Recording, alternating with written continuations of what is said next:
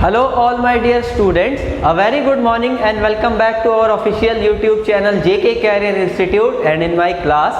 तो आज हम लोग शुरू करने जा रहे हैं NCERT class 9 text book science की जो है उसका चैप्टर नंबर 3 जिसका नाम है एटम्स एंड मॉलिक्यूल्स। ठीक है, एटम्स और मॉलिक्यूल चैप्टर 1 तो हमें पढ़ना है, दूसरा गाइस हमें एक चैप्टर पढ़ना होगा structure of atom, chapter number 4 जो हम इसके बाद पढ़ेंगे। ये दोनों चैप्टर एकदम सिमिलर, एक टाइप के, एक दूसरे से रिलेट करते हुए चैप्टर हैं। बट फर्स्ट ऑफ ऑल आपको एटम्स एंड मॉलिक्यूल पढ़ना इसलिए यहाँ पर जरूरी हो गया क्योंकि अगर आपको इसका स्ट्रक्चर समझना है तो स्ट्रक्चर को समझने से पहले तो आपको ये जानना होगा ना कि भाई मैं जिसका स्ट्रक्चर समझने जा रहा हूँ वो चीज आखिर है क्या। बात आ गई ना समझ में। तो इस चैप्टर के अंदर हम लोग क्या देखेंगे कि एटम्स और मॉलिक्यूल्स क्या होते हैं। फिर नेक्स्ट चैप्टर नंबर 4 में हम लोग ये पढ़ेंगे कि स्ट्रक्चर कैसा होता है एटम का। बात आई आपको समझ में। एक चीज गाइस मैं आपको और बताना चाहूंगा क्लास को शुरू करने से पहले कि जितना भी आपका class 9 NCERT science text book का सिलेबस है ये इस चैप्टर से रिलेटेड वो तो मैं आपको कवर कराऊंगा पूरा स्टेप बाय स्टेप एकदम।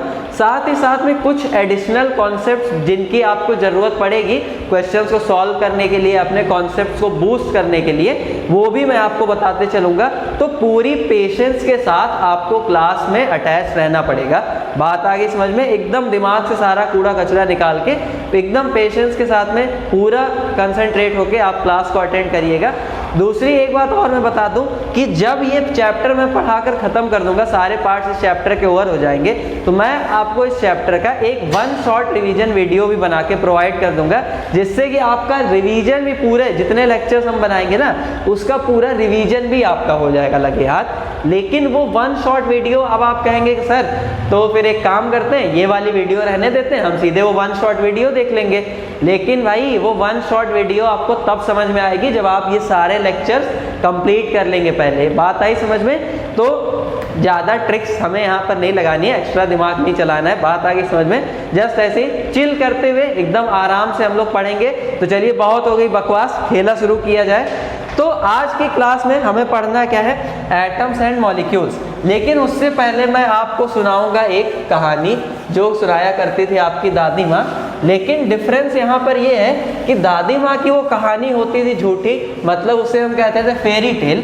लेकिन यहाँ पर जो कहानी मैं आपको सुनाऊंगा ना वो एकदम सच्ची कहानी है, एकदम सत्य घटना है और इसमें फेरी टेल जैसा कुछ भी नहीं है। तो आप लोग भी एकदम पेशेंस के साथ कहानी को सुनिएगा। कहानी स्टार्ट होती है। कहानी का पहला पार्ट है हम ह्यूमंस। ठीक है, क्योंकि जब देखिए जब भगवान ने ये सुंदर सी धरती बना दी, हम ह्यूमंस को इस धरती पे भेजा, तो अब हमारे दिमाग में आइडियाज़ आना शुरू हो गए। ठीक है, आइडियाज़ किस टाइप के, हम ह्यूमंस क्रिएटिव नेचर के, हम लोगों ने यह सोचना स्टार्ट कर दिया अरे ये इतना सुंदर पेड़, ये इतनी अच्छी नदी खूबसूरत सी बह रही है, ये कितना सुंदर फूल। ठीक है, सारी चीज़ें हमने नोटिस करना शुरू की। अब आइडिया ये आया आखिर ये सारी चीज़ें मिलकर बनी किससे हैं। हम जो भी चीज़ें यूज़ कर रहे हैं, जो भी चीज़ें हम अपने आसपास देख रहे हैं, ये सारी चीज़ें किस चीज़ से मिलकर बनी है। कुछ ना कुछ तो ऐसा होगा ना जिसने इन सबको बनाया है। तो अब लोगों के मन में ये समस्या धीरे धीरे छोटी सी चिंगारी बड़ी आग बनने लगी।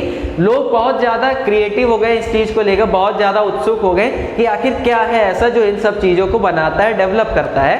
तो लोगों ने अपनी समस्या का समाधान पाने के लिए एक रास्ता निकाला और लोग पहुंच गए बाबा जी के पास। किसके पास में, बाबा जी के पास में। और बाबा जी का नाम क्या था, तो बाबा जी का नाम था महर्षि कणाद। बाबा जी का नाम क्या था, महर्षि कणाद। अब महर्षि कणाद को जब इन लोगों ने अपनी समस्या बताई कि बाबा बड़े कष्ट में हैं, तो बाबा ने पूछा बच्चा क्या कष्ट है। तो बच्चों ने क्या बताया कि बाबा ये समझे में नहीं आ रहा है कि ये जो फूल इतना खूबसूरत सा दिख रहा है, ये इतना सुंदर पेड़ है, ये जो इतनी बढ़िया नदी बह रही है, ये सब मिलके किससे बना है, ये समझ में नहीं आ रहा ना, यही बहुत बड़ी समस्या है। तो बाबा ने बोला अरे बस इतनी बात।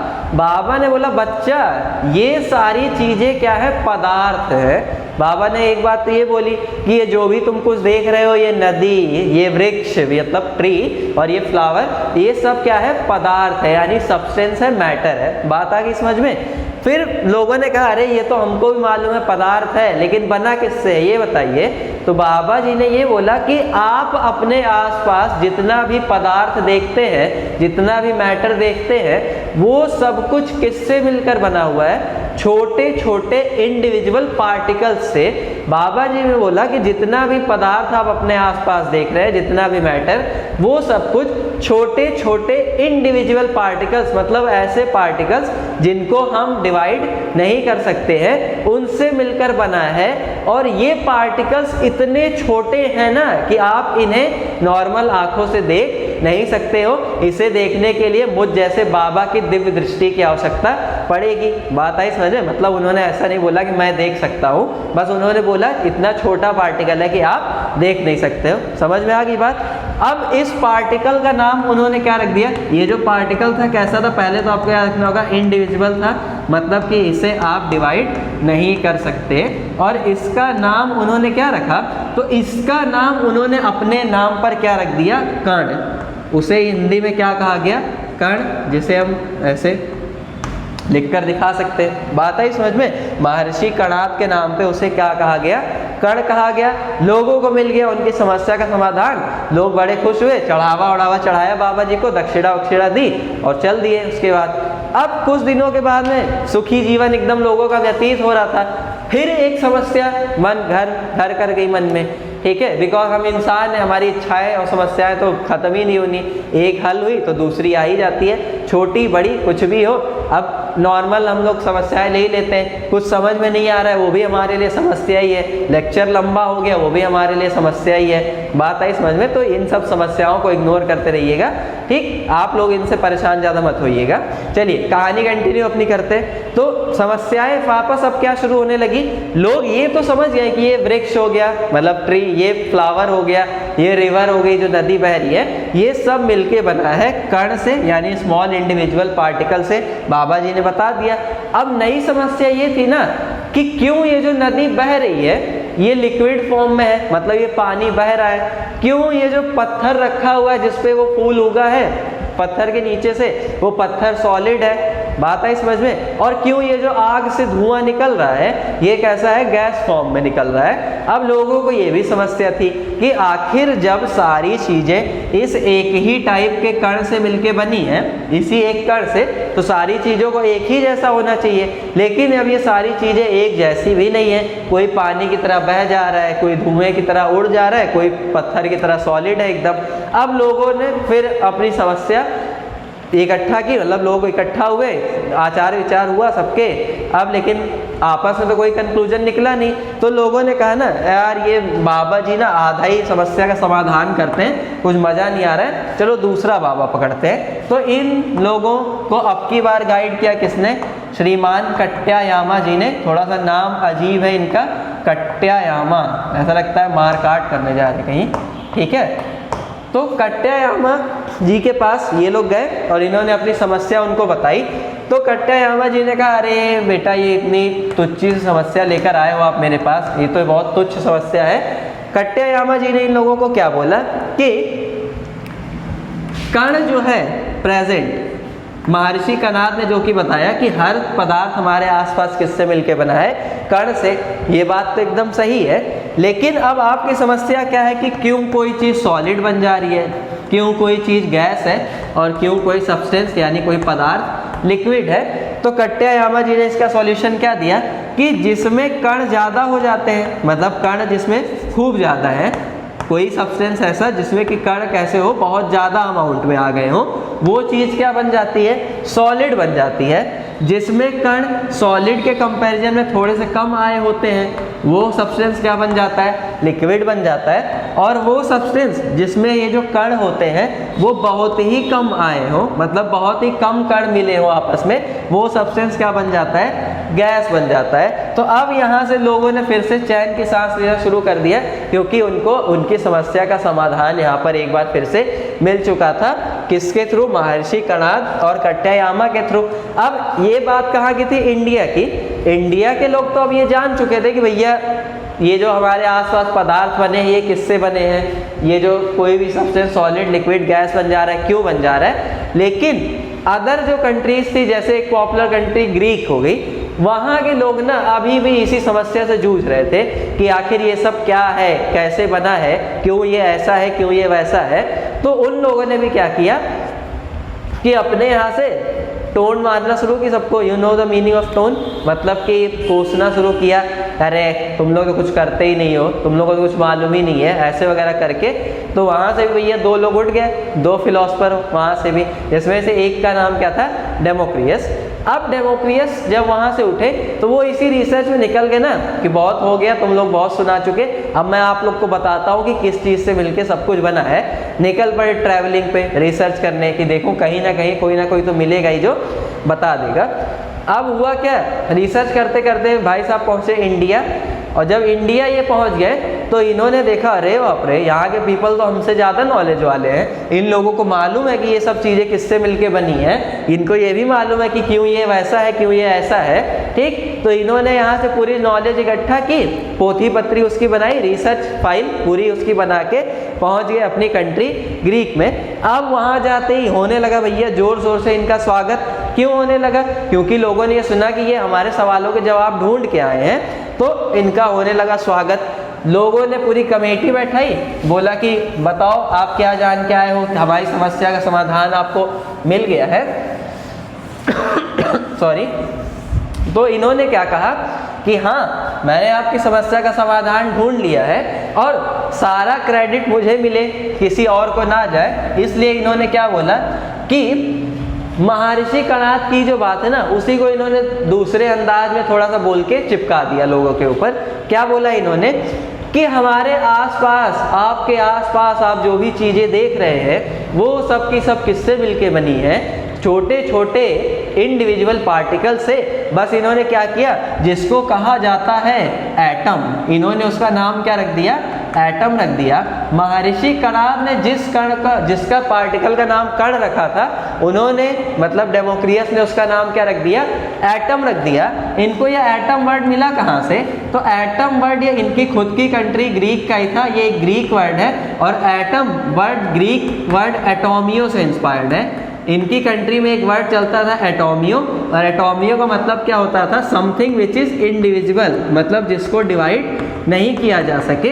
वही इन्होंने एज इट इज वर्ड उठाया एटोमियो, उसको थोड़ा सा मॉडिफाई करके बना दिया एटम, और एटम वर्ड लोगों के सामने चिपका दिया। ये पूरी सभा तालियों से कह रहे वाह, ये डेमोक्रियस ने खोज निकाला हमारी समस्या का समाधान, वगैरह वगैरह सारी चीज़ें यहाँ पर इन्होंने बताई खूब अच्छे से। जो महर्षि कणाद वगैरह ने, कट्यायामा ने बोला था कि क्यों कोई चीज़ सॉलिड लिक्विड गैस बन जाती है। तो इस तरह से एंशिएंट कॉन्सेप्ट्स की अगर हम बात करें एटॉमिक स्ट्रक्चर के, तो यहाँ पर 2 फील्ड्स हमारे आसपास बन जाती है। ठीक है, अब ये 2 फील्ड्स कौन कौन सी, एक तो ये इंडिया, जिसने महर्षि कणाद को माना जाता है कि इन्होंने एटम के बारे में बताया, और ग्रीक में चलता है कि नहीं भाई डेमोक्रियस ने बताया।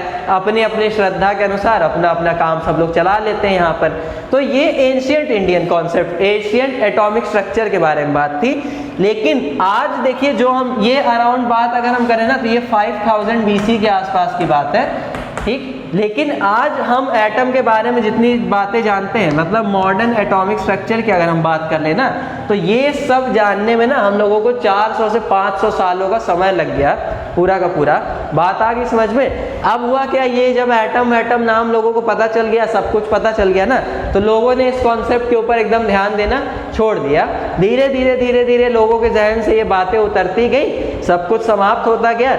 अब जब नए पीढ़ी में लोग आए, नई जनरेशन आई, तो अब उनके सामने थोड़ी सी साइंस डेवलप हो चुकी थी, तो फिर से यही समस्या उठ के वापस क्रिएट हो गई। फिर से लोगों ने यही सोचना शुरू किया कि आखिर ये सारी चीज़ें किससे मिलके बनी है, एक्चुअल प्रमाण क्या है, मतलब सबूत क्या है कि ये सारी चीज़ें एटम वगैरह मतलब कण से, परमाणु से मिलके बनी हुई है। क्योंकि लोग तो इसको फेरी टेल मानते थे, जैसे आप अपनी दादी माँ की कहानियों को मानते हो, ठीक उसी तरह से ये सब बातें भी लोगों के लिए फेरी टेल बन चुकी थी। तो अब लोग साइंटिफिक प्रूफ चाहते थे किसी भी चीज़ के लिए। जैसे अब आपको ही, अगर आपका फ्रेंड कोई बात बताता है कि अरे मेरी गली में ना एक कोरोना का पेशेंट मिला, तो आप उसकी बात पे डायरेक्ट यकीन नहीं कर लेते हैं, आप रिसर्च करते हैं एक्चुअल में मिला कि नहीं मिला, या ऐसी अफवाहें आजकल सुनने को मिलती है ना। तो आज हम अफवाहों पे यकीन नहीं करते, हमें प्रूफ चाहिए। उसी तरह से उस समय लोग भी ना इन सब बातों को, जो इन्फॉर्मेशन थी ना, इसको अफवाह मान चुके थे पूरी तरह से। उन्हें साइंटिफिक प्रूफ चाहिए था, तो इस साइंटिफिक प्रूफ को देने के लिए अब साइंटिस्ट आ गया है। उन्होंने बोला हम आपको बताते हैं कि सारी चीज़ें क्या है, कौन सी चीज़ क्या है, कौन सी चीज़ नहीं है। बात आई समझ में? तो अब साइंटिस्ट में आए आगे सबसे पहले डाल्टन, जिन्होंने बोला प्रपोज की अपनी डाल्टन्स एटॉमिक थ्योरी, जिसे हम अभी आगे पढ़ेंगे ही। और डाल्टन एटॉमिक थ्योरी के थ्रू इन्होंने लोगों को ये समझाया कि एटम क्या होता है, एटम का मतलब क्या है, क्या एटम का मतलब मैटर जो हमारे पास आसपास है उसमें मैटर का कंपोजिशन कैसा है, क्या क्या सारी चीज़ें, इन्होंने सब कुछ समझा दिया लोगों को। वो सॉरी रॉन्ग टर्म, हाँ इस तरह से। अब यहाँ पर देखिए हुआ क्या, सबसे पहले तो चलिए हम लोग यही समझ लेते हैं अपने हिसाब से कि एटम होता क्या है। पुरानी बातों को तो छोड़ें, हम अभी समझ लेते हैं कि आखिर में एक एटम है क्या। तो देखिए आज हम लोग ये जानते हैं कि एटम को हम बोलते हैं किसी भी सब्सटेंस की सबसे छोटी यूनिट। मतलब हम अपने आसपास जितना भी मैटर देख रहे हैं, आपने चैप्टर पढ़ा होगा, आपके सामने मैटर इन आवर सराउंडिंग, ये चैप्टर आपने पढ़ा, is matter around us pure, ये चैप्टर भी आपने पढ़ा ही होगा। तो इसमें क्या बताया गया आपको कि हमारे आसपास ये भी जो भी चीज़ें हैं, ये टेबल, कुर्सी, पेन, मेज वगैरह जो भी सब कुछ ये हम लोग देख रहे हैं, ये सब क्या है, मैटर है। लेकिन ये मैटर किससे मिलकर बना हुआ है, मैटर का कंपोजिशन क्या है, तो मैटर मिलके बना होता है एटम से। मतलब जो भी चीज़ें आप अपने आसपास देख रहे हैं ना, सब में एटम है, सबके अंदर एटम प्रेजेंट है। बात आ गई समझ में? तो मतलब एटम क्या है, एटम मैटर की सबसे छोटी यूनिट है। जैसे आप जिस कमरे में बैठ के इस समय ये वीडियो देख रहे हैं, उस कमरे को बनाने में सबसे बड़ा रोल किसका है, ईंट का है। मतलब जिसने बनाया है, जिस मिस्त्री ने, उसका तो है ही है, लेकिन किसका है, ईंट का। मेन रिपीटिंग यूनिट स्ट्रक्चर क्या है आपके कमरे का, ईंट है। एक ईंट, दो ईंट, फिर ऐसे ईंट ईंट करते करते दीवार बनी, दीवार से पूरा का पूरा कमरा बन गया। वैसे ही एटम जो है ना, वो मैटर की ईंट है, ठीक है, ब्रिक है जो डेवलप करती है पूरा का पूरा मैटर। समझ में आ गई बात? तो एटम की डेफिनेशन यहाँ से अगर हम देना चाहें तो हम कैसे दे सकते हैं कि atom is the smallest unit, या फिर इसी को हम क्या कह सकते हैं, पार्टिकल भी, स्मॉलेस्ट यूनिट या particle of a substance which can exist freely or not। बात आई समझ में? अब इतना तो आपको समझ में आ गया होगा कि which is the smallest unit of particle of a substance. लेकिन यहाँ से उड़ गया, विच कैन एग्जिस्ट फ्रीली और नॉट। सच सच बताइए, उड़ा कि नहीं उड़ा? बाउंसर गया ना सिर के ऊपर से, गया। लेकिन इस सेंटेंस का मतलब क्या है?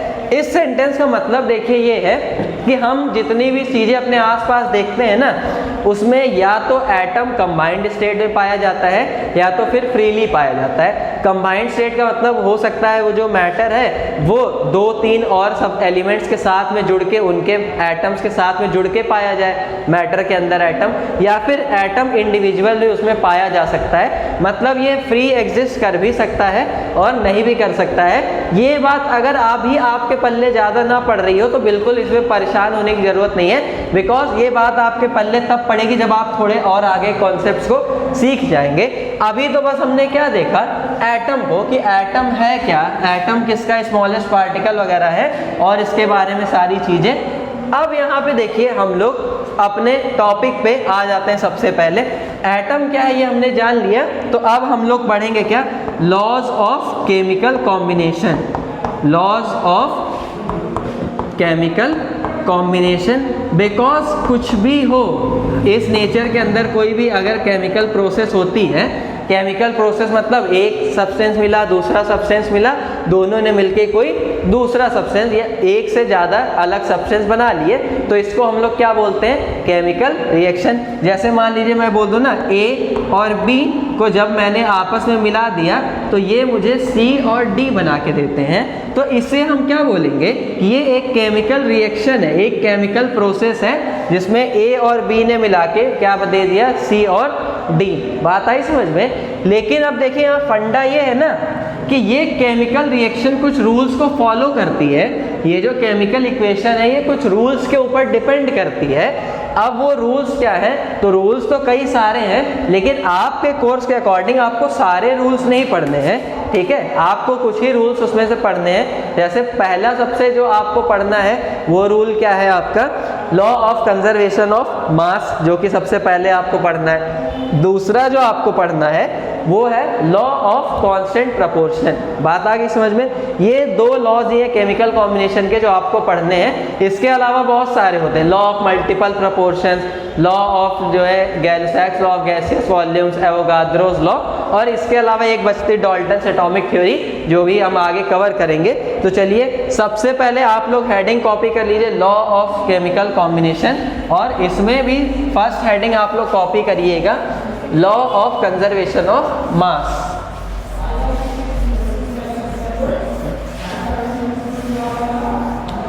चलिए क्या लिखी आप लोगों ने हेडिंग? लिखी या नहीं लिखी ये भी बताइए।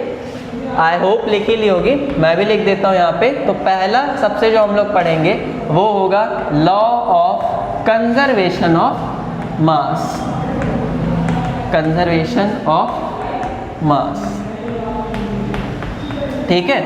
देखिए लॉ ऑफ कंजर्वेशन ऑफ मास समझने से पहले ना हम लोग इस वर्ड कंजर्वेशन का मतलब समझ लेते हैं। मास वर्ड से तो आप लोग फेमिलियर ही है। मास मतलब क्या? मैटर चैप्टर में भी आपको पढ़ाया गया होगा कि किसी भी मैटर के अंदर, किसी भी सब्सटेंस के अंदर मैटर का जो कंपोजिशन होता है, मतलब सब्सटेंस का जो अमाउंट कोई मैटर होल्ड कर सकता है, वही क्या होता है? उसका मास। जनरली हम मास को क्या जानते हैं? वेट के नाम से। जैसे आपका वेट अगर कितना हो, मान लीजिए कि 47 kg, 52 kg अगर आपका वेट है तो बोलेंगे आपका मास कितना है? 52 kg। हालांकि मास वेट है तो दो अलग अलग चीजें, लेकिन अभी आप इनको एक मान सकते हैं। मास मतलब समझ गए? अब समझना है हमें कंजर्वेशन। कंजर्वेशन मतलब क्या? तो देखिए कंजर्वेशन मतलब होता है ना सेफ रखना। क्या रखना? सेफ रखना। जैसे आप देखिए हुआ क्या, सपोज कर लीजिए आपने खूब सारे पैसे इकट्ठा किए, कुछ भी 10,000 20,000 रुपए आपने इकट्ठा कर लिए, शायद ज़्यादा ही बोल दिया हूँ, ठीक? इकट्ठा आपने कर लिए। अब हुआ क्या, आप वो पैसे खर्चा करते गए और हुआ क्या, कुछ समय इंस्टेंट के बाद आपको और पैसे मिल गए और वो इकट्ठा होके वापस से 20,000 हो गए। तो 20,000 आपके पहले थे, 20,000 आपके बाद में भी हुए। बस हुआ क्या, आपका पैसा जो है एक फॉर्म से दूसरे फॉर्म में कन्वर्ट हुआ है। ये पैसा खर्चा हुआ, उधर से और पैसा आ गया, तो नेट मास जो है, मतलब नेट जो आपका पैसा था वो क्या है? अभी भी कंजर्व है ना, चेंज तो हुआ नहीं। 20,000 था, 20,000 है, तो इसको बोलते हैं कि कंजर्वेशन, मतलब सेफ रहे, एज इट इज रहे।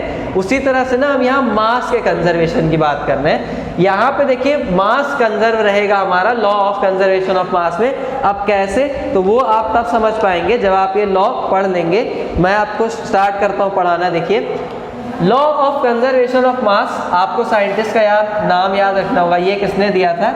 लेवोइसियर ने। पूरा नाम था इनका एंटोइने लेवोइसियर। लेवोइसियर, ठीक है? तो एंटोइने लेवोइसियर नाम के साइंटिस्ट ने, इन शॉर्ट हम इन्हें लेवोइसियर भी कहते हैं, इन्होंने ये लॉ दिया। इन्होंने ये लॉ दिया क्या, उसके पहले सुनिए कि इन्होंने ये लॉ कैसे दिया, ये लॉ क्या होता है। उससे पहले इन्होंने क्या किया ना, कार्बन लिया, लकड़ी, चारकोल, उसको जलाना शुरू किया, बर्न किया, तो ये एक कंबस्शन रिएक्शन हुई हमारी यहाँ से। अब कंबस्शन रिएक्शन, नए नए वर्ड देखिए आप लोग अब सुनते जा रहे हैं, 9th में आ गए हैं। 8th की दुनिया खत्म हो चुकी है, 9th की दुनिया शुरू हो चुकी है। यहाँ पर चीज़ें बदल जाती हैं, दिमाग घूमना शुरू हो जाता है, चक्कर खाना भी। तो बी केयरफुल। अगर आप लोग पढ़ते रहेंगे, बातों को, छोटी छोटी चीज़ें समझते रहेंगे तो बच के रहेंगे। कंबस्शन रिएक्शन मतलब क्या, जहाँ पर आपको बर्निंग दिख जाए कि मैं जला रहा हूँ, वो रिएक्शन आप समझ जाएंगे कौन सी रिएक्शन है, कंबस्शन रिएक्शन, ठीक? तो इन्होंने कार्बन को जलाया और उससे जो कंबस्शन रिएक्शन हुई ना, उसकी स्टडी की, और स्टडी करने के बाद ये इस नतीजे पे पहुंचे कि किसी भी केमिकल प्रोसेस के दौरान मास ना तो क्रिएट होता है और ना ही डिस्ट्रॉय होता है। मतलब मास ना तो बनता है, ना ही मास बिगड़ जाता है, खत्म हो जाता है। सिर्फ एक फॉर्म से दूसरे फॉर्म में कन्वर्ट हो जाता है, सिर्फ एक फॉर्म से दूसरे फॉर्म में कन्वर्ट हो जाता है। बात आ गई समझ में? जैसे जब इन्होंने रिएक्शन ये कराई कि कार्बन को इन्होंने ऑक्सीजन की प्रेजेंस में जला दिया, तो एक तो इनको क्या मिली यहाँ से CO2 गैस रिलीज होके जो धुआं उड़ा, और दूसरा ये जो चारकोल के एशेस रहे होंगे वो मिले। अब इन्होंने क्या देखा ना कि यार मैं कार्बन का कितना लेके चला था 10 ग्राम, ऑक्सीजन भी मैंने कितनी ली थी, सपोज कर लीजिए 20 ग्राम। तो ये जो इनको CO2 गैस मिली वो और प्लस जो एशेस मिले चारकोल के, ये दोनों मिला के भी इनको कितने मिले 20 और प्लस 10 यानी कि 30 ग्राम के बराबर। तो देखिए आपका यहाँ पे हुआ क्या है, मास तो पूरा का पूरा कंजर्व है ना, मास में कोई चेंज आया? टोटल 30 ग्राम लेके चले थे, फाइनली 30 ग्राम मिल भी गया। चेंज आया है तो सिर्फ मास के रूप में, मतलब जो मास की फॉर्म है उसमें। यहाँ पर आपका मास कार्बन यानी चारकोल कोयला और O2 यानी ऑक्सीजन गैस के फॉर्म में था। अब वही मास आपको कार्बन डाइऑक्साइड और चारकोल एशेस के फॉर्म में मिल गया है, लेकिन मिला कितना? उतना ही। 30 ग्राम जलाया तो 30 ग्राम मिल भी गया, बस अलग अलग फॉर्म से मिला। यही क्या है? Law of conservation of mass. मतलब law of conservation of mass का अगर आप यहाँ से स्टेटमेंट लिखना चाहें तो आप क्या बोलेंगे कि मास को ना तो हम बना सकते हैं, means mass can neither be created, और आगे क्या बोलेंगे? नॉर बी डिस्ट्रॉयड, ना तो बना सकते हैं और ना ही बिगाड़ सकते हैं। यहाँ पर लिख लीजिए only can be converted from one form to another, मतलब बस एक फॉर्म से, एक रूप से दूसरे रूप में बदल सकते हैं, रूप बदल सकते हैं, इसका बेस बदल सकते हैं, लेकिन मास को हम ना तो बना सकते हैं ना ही बिगाड़ सकते हैं। This is law of conservation of mass proposed by sir Antoine Lavoisier. आपको याद रखना होगा because exam point of view से ये बहुत ही ज़्यादा इंपॉर्टेंट है। बात आ गई समझ में? अगला लॉ शुरू किया जाए, चलिए शुरू करते हैं। इसको आप नोट डाउन कर लीजिएगा वीडियो को पॉज करके, या फिर इसका आप स्क्रीनशॉट लेकर भी सेव कर सकते हैं। बट नोट्स अगर आप लोग बना लेंगे ना तो वो आपके लिए बहुत ही फायदेमंद साबित होगा, क्योंकि मैं हमेशा अपनी वीडियोस में कहता हूँ कि नोट्स होता है हमारा हथियार। जैसे अगर कोई योद्धा, कोई वॉरियर लड़ाई करने जा रहा हो तो उसके पास हाथ में जो भी तीर कमान होता है वही उसका लड़ाई में सहारा है। उसी तरह से हमारी ये जो लड़ाई है ना, लड़ाई क्या? एग्जाम में अच्छे ग्रेड्स लाने की, अच्छे मार्क्स लाने की, टॉपर बनने के, टॉप लाने की हमारी लड़ाई तो बस यही है ना। उसमें आपका जो हथियार बनेगा ना वो होगा आपका नोट्स। ठीक, ये बात तो आप समझ गए, लेकिन यहाँ पे एक ट्विस्ट भी है बात में। ट्विस्ट ये है कि अगर यहाँ हथियार चलाना ही ना है तो तब तो हो गया ना काम। अब बदला वो तीर कमान लेके चल दिया, उसको तो चलाने ही नहीं आता, तब तो मरना उसका पक्का है। तो सिर्फ कहने का मतलब ये है कि नोट्स बनाना ही नहीं काफ़ी है, उन नोट्स को यूज़ करना भी आना चाहिए। कब मुझे उसकी ज़रूरत पड़ेगी, कैसे कैसे पढ़ना है, कैसे कैसे रिवीजन करना है ना, ये सब भी आपको करना पड़ेगा। ठीक, तभी मतलब हथियार चला पाएंगे, तभी लड़ाई जीत पाएंगे। बात आगे समझ में? अच्छी लगी हो ये बात तो जाके तुरंत वीडियो को पहले लाइक कर दीजिए। तब तक मैं यहाँ हेडिंग लिख देता हूँ। सेकेंड टॉपिक जो हम लोग पढ़ेंगे वो क्या होगा? Law of constant proportion. Law of constant proportion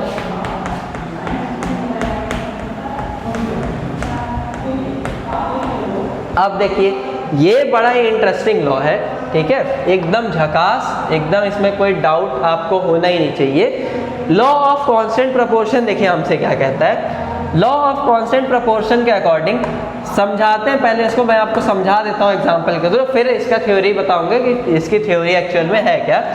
suppose कर लीजिए आपके पास ना कोई एक केमिकल कंपाउंड है, जैसे कोई भी एक आप कंपाउंड ले लीजिए अपनी तरफ से, मान लीजिए कि चलिए वाटर ही ले लेते हैं H2O। वाटर है आपके पास, लेकिन ये वाटर आपको कहाँ से मिला है? रिवर से। आपने रिवर वाटर एक लिया, ठीक। रिवर से मिलने का मतलब ये आपको कहाँ से मिला है? किसी नेचुरल सोर्स से। अब रिवर क्या है? नेचुरल सोर्स है ना, ठीक। दूसरा, ये आपके पास एक सैंपल है वाटर का, सैंपल नंबर 1। एक और आपके पास वाटर का सैंपल है, सैंपल नंबर 2, ठीक है। वाटर ही है तो वाटर ही है तो अब ऐसे लिख देते हैं वाटर। और ये इस बार डिफरेंस ये है कि वो सैंपल नंबर 1 तो आपने रिवर से दिया है, लेकिन ये जो सैंपल नंबर 2 है ना वाटर का, ये आपने लैब में बनाया है। ये वाटर आपको लेबोरेटरी में मिला है किसी रिएक्शन के दौरान। तो ये आपको क्या मिला है? लेबोरेटरी से, ठीक है। लेबोरेटरी से मिलने का मतलब कि ये आर्टिफिशियल है। आपने पानी को आर्टिफिशियली प्रिपेयर किया है लैब में, किसी केमिकल रिएक्शन के दौरान आपको ये वाटर मिल गया। अरे किसी एसिड बेस रिएक्शन के दौरान मान लीजिए आपको वाटर मिल गया। बात आ गई समझ में? अब यहाँ पर देखिए सैंपल नंबर 1 और सैंपल नंबर 2 है आपके पास। मैं आपको बोल रहा हूँ कि सैंपल नंबर 1 में हाइड्रोजन और ऑक्सीजन का जो रेशियो है, वाटर का मॉलिक्यूलर फॉर्मूला H2O होता है, आप सबको मालूम ही होगा। यही तो एक चीज़ है जो हमको याद रहती है केमिस्ट्री में, ठीक। मैं आपको बोल रहा हूँ कि अगर नेचुरल सैंपल के अंदर हाइड्रोजन और ऑक्सीजन के वेट्स का जो रेशियो है वो कितना है? आप मान लीजिए 2:1 का है। हाइड्रोजन और ऑक्सीजन का रेशियो कितना है? 2:1 का वेट का रेशियो, मतलब हाइड्रोजन का वेट और ऑक्सीजन के वेट का जब आप यहाँ से रेशियो निकाल दें तो कितना आ रहा है? 2:1 यानी 2/1। तो ये जो वाटर आपने लेबोरेटरी में बनाया है, आर्टिफिशियली प्रिपेयर किया है, इस वाटर के अंदर भी हाइड्रोजन के वेट और ऑक्सीजन के वेट का जो रेशियो होगा वो 2:1 ही होगा। यानी वेट ऑफ हाइड्रोजन इस टू वेट ऑफ ऑक्सीजन कितना होगा? 2:1 के बराबर। यहाँ पे भी वेट आप कर लीजिएगा। तो इससे आप मतलब क्या समझे? मतलब आपने ये समझा कि किसी कंपाउंड के अंदर उसके एलिमेंट्स का, एलिमेंट्स मतलब जिन चीज़ों से मिलकर वो कंपाउंड बना है, उसके एलिमेंट्स का वेट रेशियो यानी भार का जो परसेंटेज है, वेट्स का जो रेशियो है, यानी कि कितना अमाउंट उस एलिमेंट का उसके अंदर प्रेजेंट है, हमेशा सेम होता है। इस बात के ऊपर डिपेंड नहीं करता कि वो कंपाउंड मुझे नेचुरल किसी सोर्स से मिला है या मैंने उसे लैब में बनाया है, ठीक है। पानी चाहे बारिश का हो, चाहे नदी का हो, नाले का हो, चाहे लैब में आपने बनाया हो, हमेशा उसका फॉर्मूला H2O ही होगा। उसके अंदर हाइड्रोजन वाटर का कंपोजिशन 2:1 के रेशियो में ही होगा। बात आ गई समझ में? इसी को हम बोलते हैं law of constant proportion. Constant proportion का मतलब ही क्या है कि हिस्सेदारी हमेशा एक जैसी रहे, हिस्सेदारी हमेशा कांस्टेंट रहे। कांस्टेंट मतलब जो बदले ना, कांस्टेंट मतलब जो चेंज ना हो। तो यहाँ भी देखिए वेट का रेशियो चेंज नहीं हो रहा।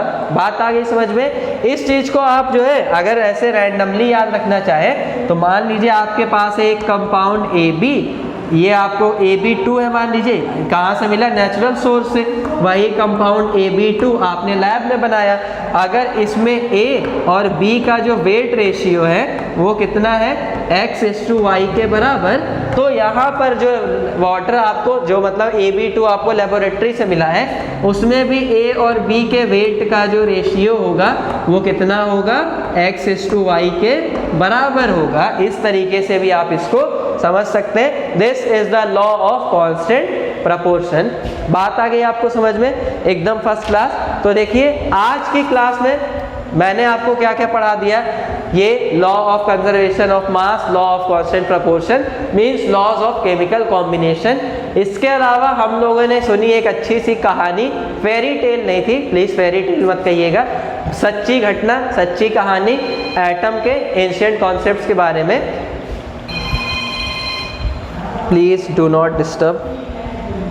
हाँ, तो एंशिएंट कॉन्सेप्ट्स हमने यहाँ पर पढ़ लिए, एटम की थ्योरी से रिलेटेड सारे कि क्या क्या एटम से रिलेटेड थ्योरीज थी, लोगों ने कैसे एटम के बारे में समझा और वगैरह वगैरह सारी चीज़ें। अब देखिए आज की क्लास को हम लोग यहीं पे स्टॉप कर देते हैं। नेक्स्ट जो भी हमारी क्लास होगी उसमें हम लोग इस बारे में पढ़ेंगे कि लोग जब इन सब जानकारियों को जो कि महर्षि कणाद और डेमोक्रियस ने दी थी उनको अफवाह मान चुके थे, तो कौन कौन से साइंटिस्ट आए और उन्होंने लोगों को किस तरह से एटम के एग्जिस्टेंस के बारे में समझाया। मीन्स हम पढ़ेंगे एटॉमिक थ्योरीज के बारे में, जो भी थ्योरीज एटम से रिलेटेड होंगी उनके बारे में। बात आ गई समझ में। साथ ही साथ में अपन ये डाल्टन एटॉमिक थ्योरी मेनली हमें पढ़ना है, उसको पढ़ लेंगे। फिर मॉलिक्यूल क्या होता है, आयन क्या होता है, इन सारी चीज़ों को समझेंगे कब, नेक्स्ट क्लास में। लेकिन वो क्लास आपको तब समझ में आएगी